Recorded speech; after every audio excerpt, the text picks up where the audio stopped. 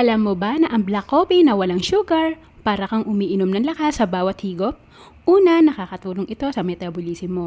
Ibig sabihin, mas mabilis ang fat burning ng katawan mo, kaya kung goal mo ay magpapayat o maging fit, perfect na partner si black coffee. Pangalawa, mataas ang antioxidants nito, para itong shield laban sa stress at sakit. Kasi nililinis niya ang katawan mo. Pangatlo, nakakapagbigay siya ng energy at focus.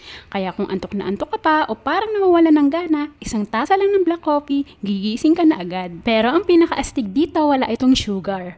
Kaya walang dagdag na calories na magpapabigat sa'yo. Simple lang, diretso lang. Parang love na walang halong panloloko. Kasi aminin natin, masakit uminom ng kape na sobrang tamis.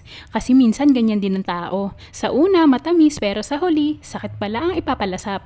Kaya mas okay na black coffee na lang, straightforward, walang halong panloloko. Pero totoo at healthy para sa'yo. Kaya kung naghahanap ka ng something na makakatulong sa katawan at sa puso mo, piliin mo na yung black coffee. Kasi minsan, mas masarap yung walang halong tamis, basta totoo. O para sa mga walang jowa dyan o sa mga bitter dyan, uminom ka na lang ng black coffee. Kasi nakakatulong to sa katawan at sa puso mo. Kaya kung ako sa'yo, ikakapi ko na lang yan.